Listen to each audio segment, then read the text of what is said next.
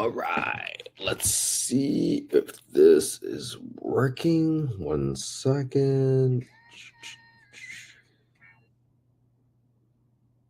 Boom. Let's see if this is working.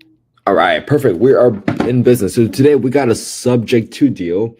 This is in 3549 East Sandoval Drive, Santan Valley, Arizona, 85140. It's a 3-2. Purchase price $365,985. There's a balance of $335,984. The PITI is 2084. That's an important number. Rate on the loan 3.375 and a $130 cash flow. So $39,000 entry fee plus closing costs plus TC because that's not included. So let's go take a quick look at this property. Let's see if I can take a look at the photos. Looks relatively turnkey for the most part. Looks like an HOA community. All right, let's see. Let's plug this in on Redfin. So, this was probably sold as a new build. Last sold on 2021. So yeah, that makes sense. This is a currently off market, brand new. Okay, so it's brand new. So the first thing we want to do is for these sub-2 deals to quickly look at whether or not it's good for Section 8. For cash flow purposes, we just got to look up really quick what the HUD FMR is. And that's usually the rent ceiling that's inclusive of utilities usually. And by going to HUD FMR, clicking small area FMR, looking up FY 2024 small area FMRs, go to Arizona, and this is in Pino County. And then this is in zip code 85140. 85140. And you're going to see right here that for a 3-bed, the rent ceiling is $3,090. Okay, 85140. 3,090. Let's go ahead and write that down. 3090. And then the 4-bedroom is going to be 3510. 3510. All right. The next thing we want to do is we want to look up the 3-bedroom rents on affordablehousing.com. So when you go to affordablehousing.com, you go to the owner section, market rent estimator, and then you put in the address and the bedroom count. There's a 4-bedroom, 2073. The number you care most about here is this number here. That for 25 units within a 1.24 mile radius, you're going to see that the average rent is $2,073, right? I'll plug in the other numbers too, just so you guys understand it. And my partners also understand how I underwrite my properties. So I'm just going to write all these down just in case it's a deal. So it's a 3-bedroom. So let's go back to that was a 4. So let's go to 3. Okay. No left. You see how the average rent for a 3-bedroom is $2,021 within a 1.3 mile radius.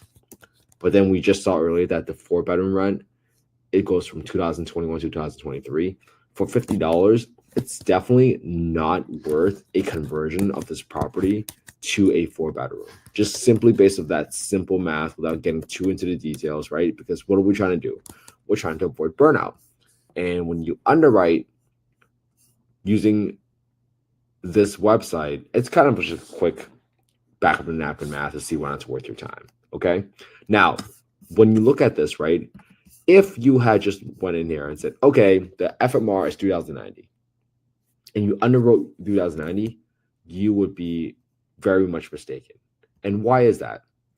That's because of the rent reasonableness test, right? The rent reasonableness test states that you cannot charge more rent for a property simply because you're renting out to a housing choice voucher holder, which means that you can charge more rent compared to an unassisted unit for the obvious reasons. But this is why you cannot charge rent. So if you underwrote at 3,090 and then all of a sudden you close on a deal and then the housing authority is going to look at, yeah, everybody else, there's 25 units within 1.3 mile radius and they're all renting for $2,000. So why would we let you rent it out for $3,000?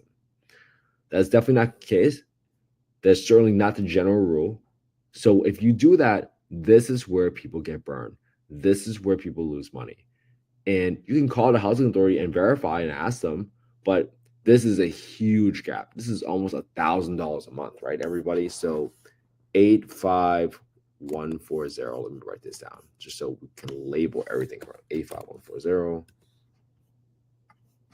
85140. All right.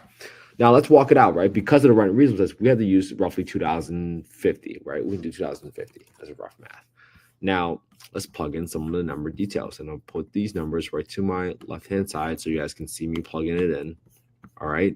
Purchase price is 365,985. 365,985. Okay. And the renovations and furnishing, I just leave it at $3,500 because it's relatively turnkey. It's just something that pops up. And we're going to go ahead and update our loan. So our loan detail here is going to be, what's the balance? $335,984. This is a 3.375% FHA loan. I'll do 2021. And you don't have to get these numbers exact, right? When you are able and when you are provided the total PITI number, as you see here, 2084.49, well, you can come to this property tax section, go 2084.49, and then you're just going to subtract whatever this property came up, this calculator came up with for the monthly principal and a monthly interest payment. Why? Because you're backing into the total amount of the payment. When you have your principal and interest, sometimes you might not get exactly correct, but if you have the PITI, you just back into it because that shows you what the current number is with your taxes and insurance. So you don't want to spend and burn too much time, and you don't even have to look at the monthly mortgage statement yet, because all we're trying to do is make sure that, hey, is this worth your time? All right. Now, I always typically add extra $30 for insurance because usually this assumes probably somebody was living there full time as a primary residence, especially if it was an FHA loan. All right. Now, when you go to 10%, you have $205. And for the maintenance, for the war chest, which means that you have to set aside 10% of your rent every single month because guess what? Something needs to get replaced on this property. Now, when you do 10%, that's about $205 off the rent. And then we also set aside 10% for property management. Why do you want to do that? Well, that's also because you got to pay a property management company. Now, some folks might want to say, hey, I want to manage the property on my own and learn the process. Sure, you can do that. However, if you don't underwrite with property management upfront, you're setting yourself up for buying a job, right? That's not our goal. We got into real estate for financial freedom. We got into real estate to spend more time with our kids and family. And if you don't underwrite the property with property management expenses now, then you won't have that spread in the future should you want to hire a property manager. Hopefully that makes sense. Next one is just vacancy. Vacancy is just expenses because guess what? No one lives in your home forever. Eventually, someone passes away, someone has to move out. So I set aside $100 every single month, assuming that someone's probably going to move out every roughly, call it 20 months-ish. All right. So if you do that, assuming your rent is $2,050, you would be negative cash flow of $577. And that's why this is not a deal. Now, I can get you the exact cash on cash return, but in the future, you might not even have to do this. But let's go ahead and put that in. $39,000. I got 2.5% for closing costs. I got $34.80 for renovations, just setting aside a little bit of money. And this will result in a whopping negative $577, right? So let's talk about $2,050 is the rent. We're losing $577 a month. And this is going to be, let's see, slide this over a little bit. There we go. This is a negative 12% cash on cash return, assuming your purchase price is $365,000 and the rehab is $3,500. Okay. And that was assuming you're taking on a sub 2 loan at 3.375. All right. Now, let's say you underwrote this incorrectly and you did not know about a reasonableness test, right? And let's say you rented that for $2,800. Okay. You would assume that this deal would have broken even. That's not good. And I use $2,800 and not $3,090 because usually there's a little bit of utilities included in these numbers. But even let's say you do $3,090, best case scenario, and you called your thing, you just went from thinking that you would have made $3,090 for rent. So if you incorrectly underwrote this, right, and you sometimes you see wholesalers say, oh, the FMR is $3,090, so you're going to cash flow $3,090 minus what's the sort rate? $2,084. Some people might say, oh, you're going to cash flow almost $1,000 on this deal. But because of the rent reasonableness test, you now know that this property is going to lose $577. But if you had believed that wholesaler, which this wholesaler didn't do, I'm not saying that, you would have thought you would have getting a 4.2% return on your money, assuming everything else stayed constant, if you used a gross rent of $3,090. This is where people get burned, and this is where people lose money. Please, please, please, please pay attention. And if you really think you really love the area for some reason, and you think maybe it's a high appreciating area, well, this is the point where you call a housing authority and you call them and say, hey, I have this deal. Can you educate me more on what this and how do you determine what the rents are for this property, right? If you're really tempted, right? The whole goal of this underwriting process is for us to truly understand, hey, is this property worth my time to send a contractor out to the property so that I can get a better bid on renovation to condition of the home, and I truly know what I'm walking myself into and not just relying on the photos. So this is why I do this every single day. My number one goal is to prevent people from losing money. And again, this is not investment advice. I'm not soliciting any investments. I'm not saying that's a guaranteed loser. I might be wrong. But at least you understand the process and the thought process for how I go about analyzing these deals. For that property just now, after I looked at the market rent at 2020-ish, and I compared that to the PITI, normally I would have stopped underwriting the deal. Today, for the purpose of walking through is it a loser and why do you need to come up with that process so you can quickly rule out these deals, that's up to you to decide. You're going to figure out your own process. You're going to look at these deals enough and you're going to be like, oh, that's not a deal, that's not a deal, that's not a deal. And that's the level you want to get to, because that's how we avoid burnout. Burnout comes from doing a lot of work without seeing any results, and that could be incredibly lonely. That can be incredibly demotivating. And remember, our goal here is to just outlast everybody, because remember, most people quit.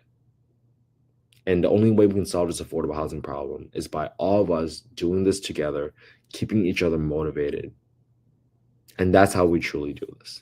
That's how we truly help people, by staying in the game. So today, if you're scared and you don't know where to start, just copy my homework. Go watch this video on YouTube again and listen to how I explain things. Pick one part, explain it better than I did, and then put it on your own YouTube channel so that you can take credit for it. The whole point is for all of us to make each other better. And that's why I really hope you do to copy my homework. And just remember, all it takes is just 18 minutes a day. 18 minutes a day is all you need to become better than 95% of the country at underwriting deals, simply just by doing it as a daily habit. And I am on day 208. If you're just worried if I don't go live, it's currently 1 a.m. I'm at a Squad Up Summit at a conference, but I have no excuses.